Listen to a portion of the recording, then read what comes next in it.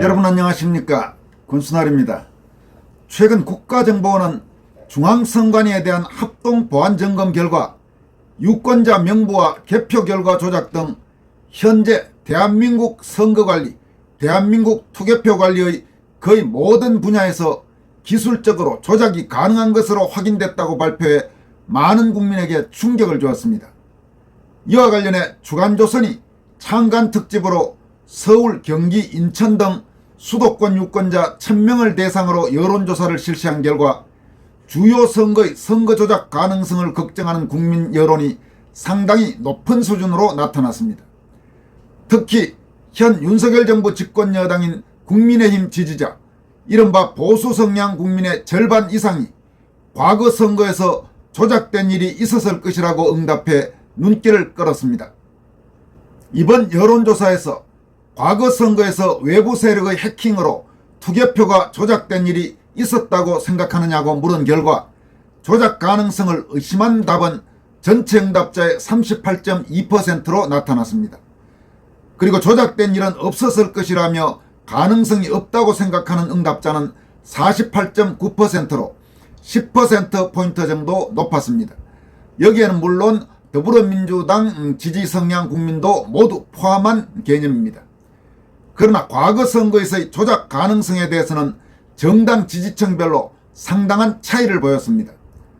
더불어민주당 지지자의 63.6%가 조작된 일은 없었을 것이라고 답변했지만 국민의힘 지지자의 56.3%는 조작된 일이 있었을 것이라고 답했습니다.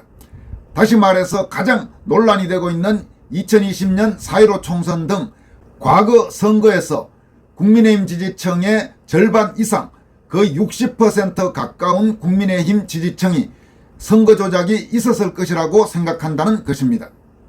정치 성향별, 이념 성향별로 보면 이른바 보수 성향은 52.5%가 조작 가능성이 있다고 응답했습니다. 다시 말해서 국민의힘 지지층과 마찬가지로 보수 성향에서도 절반 이상은 과거 선거에서 조작이 있었을 것이라고 본다는 겁니다. 반면 이른바 진보 성향, 좌파 성향은 61.6%가 조작 가능성을 회의적으로 봤고 자신을 중도 성향이라고 응답한 사람 중에 52.5%가 조작된 일은 없었을 것이라고 답했습니다. 이 같은 여론조사 결과는 국민 전반적으로는 조작 가능성이 낮다고 본 사람이 높다고 본 사람보다 조금 많지만 보수층 유권자들은 오히려 과거 4.15 총선 등 선거에서 부정선거가 저질러졌을 가능성이 오히려 높다, 이렇게 보고 있다는 조사 결과입니다. 따라서 내년 총선에서 보다 확실하게 선거 부정 의혹을 없앨 수 있는 제도 개선이 필요하다는 목소리가 더 높아질 것으로 보입니다. 그리고 국민의힘에서도 이번 여론조사 결과에서 나타난 특히 지지층들의 과거 선거의 조작 가능성에 대한 우려를 진지하게 받아들이지 않으면 안 되는 상황이 될 것입니다. 이번 여론조사에서 또 하나 눈여겨봐야 할 것은 과거 선거에서 선거 조작이 있었을 것이라고 응답한 비율이 60대 이상이 당연히 높았겠지만 그와 함께 20대 이상에서도 다른 연령층보다 높게 나타났다는 점입니다. 이념 성향이나 지지정당과 관계없이 연령별로만 보면 18세에서 29세의 41.8%, 또 60대 이상이 43.9%가 과거 선거에서 조작이 있었다고 의심하는 것으로 조사됐습니다. 좌우 이념을 가릴 것 없이 18세에서 29세의 무려 41.8%가 선거 조작을 의심한다는 것은 젊은 층에서 특히 보수층, 우파층에서는 이보다 훨씬 높은 비율이 선거 조작을 의심하고 있다는 것으로 해석될 수가 있습니다. 이 20대의 41.8%는 30대의 34.7%, 40대의 31.4%, 50대의 36.0%보다도 훨씬 높은 수준입니다. 따라서 4.15 총선 등의 선거 부정 의혹, 선거 조작 의혹을 제기하는 층이 단순히 연령이 많은 층에서만 제기하고 있다는 그런 주장은 전혀 설득력이 없다는 것이 이번에 확인됐습니다. 왜냐하면 60대 이상에 이어 그 다음으로 과거 선거에서 선거 조작이 있었다고 생각하는 비율이 높은 것이 가장 디지털에 정통한 20대 젊은이들이라는 점은 상당히 시사하는 바가 많다고 할 수 있습니다. 이와 함께 야당을 심판해야 한다는 야당 심판론에 공감하는 국민일수록 선거 조작을 의심하는 비율이 높았습니다. 어떻게 보면 당연하다고 할 수 있습니다만은 현재 야당 세력, 더불어민주당 세력, 좌익 세력의 도덕성이라든지 여러 문제에 대한 문제점을 인식하고 있는 사람들이 선거 조작을 의심한다는 것은 논리적으로 자연스럽다고 할 수 있습니다. 야당 심판에 공감을 표시한 국민의 54.3%가 과거 선거에서의 선거 조작이 있었다고 생각하는 것으로 나타났습니다. 반면 야당 심판에 공감하지 않는 국민, 그러니까 더불어민주당 성향 혹은 좌익 성향 국민의 67.9%는 해킹 조작이 없었을 것이라고 답했습니다. 이처럼 선관위의 보안점검에 상당한 의구심이 커지고 있는 가운데 여러분도 아시다시피 최근 국정감사에서도 선관위 투개표 시스템의 보안 취약 논란이 도마 위에 올랐습니다. 지난 영상에서 여러분들에게 전해드렸다시피 지난 10월 13일 국회 행정안전위의 선관위 국정감사에서 이만희 정우택 의원 등 여당 의원들은 국정원이 발표한 선관위 보안 컨설팅 결과를 인용해서 해킹에 따른 사전투표 조작 가능성을 우려하면서 선관위를 질타했습니다. 이만희 정우택 의원 등은 선거관리 시스템 비밀번호는 12345, 지난 5월까지 선관위 직원들이 업무망을 통해 쿠팡으로 쇼핑하고 네이버로 뉴스 검색도 했다면서 문제를 제기했습니다. 반면 야당은 선관위 보안 컨설팅 발표가 서울 강서구청장 보궐선거 하루 전에 나와서 국정원의 선거 개입 의혹이 짙다 이렇게 주장했습니다.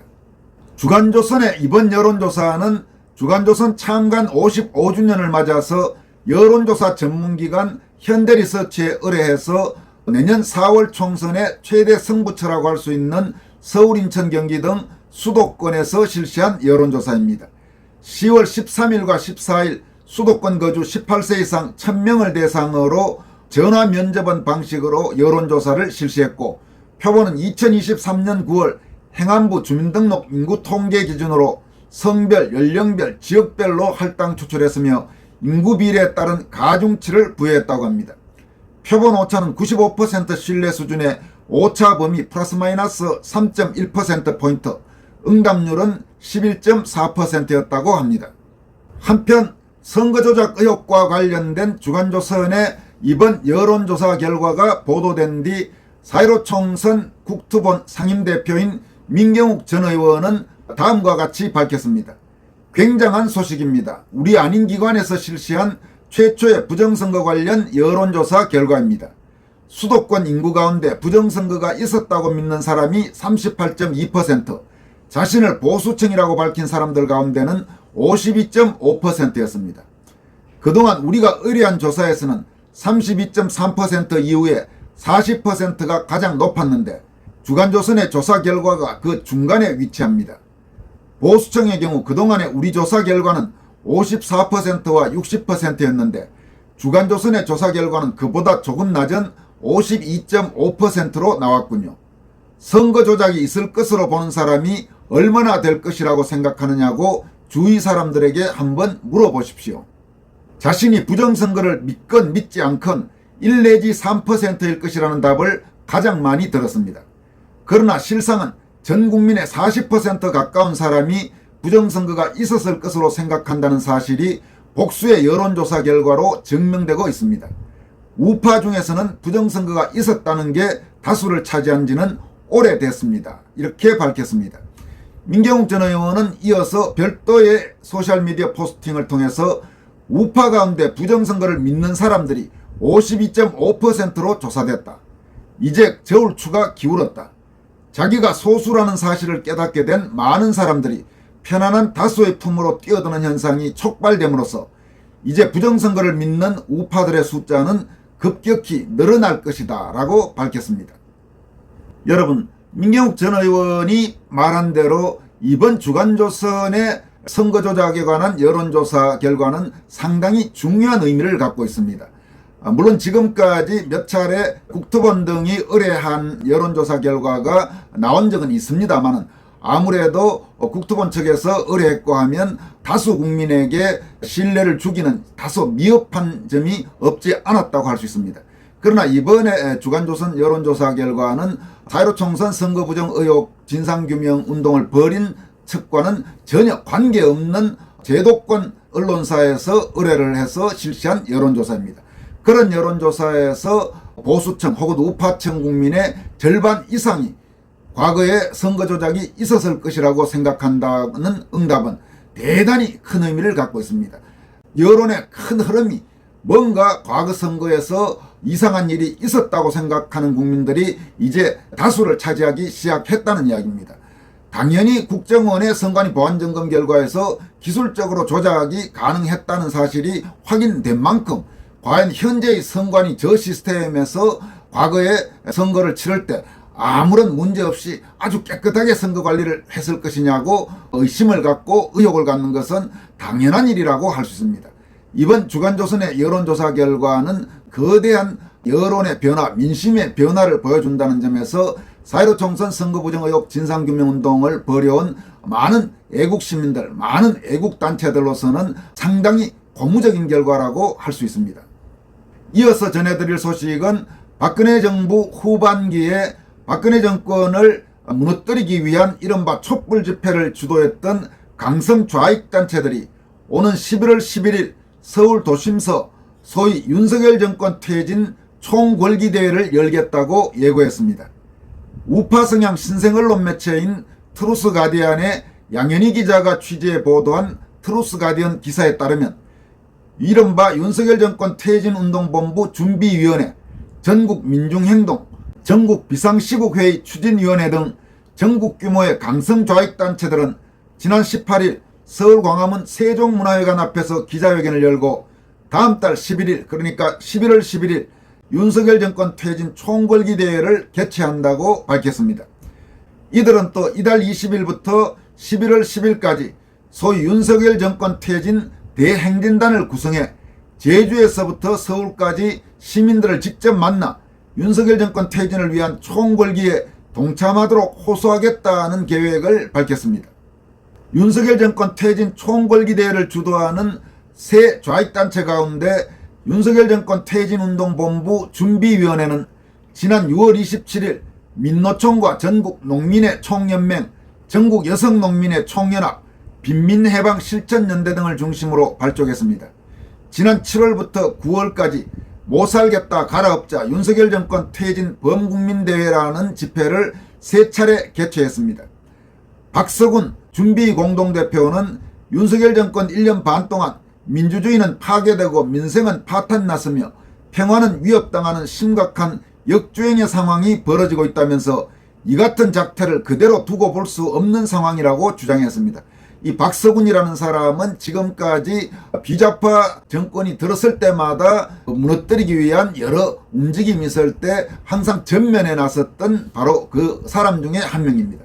박서군은 또 윤석열 정부가 친일 역사전쟁을 선포하고 일본 정부와 도쿄 전력의 앞잡이가 되어 후쿠시마 핵오염수 해양 투기를 방조하며 한미일 군사동맹체제를 가속화하고 한반도 평화체제를 위협한다면서 더 이상 참을 수 없다. 윤석열 정권을 퇴진시켜야 한다고 주장했습니다.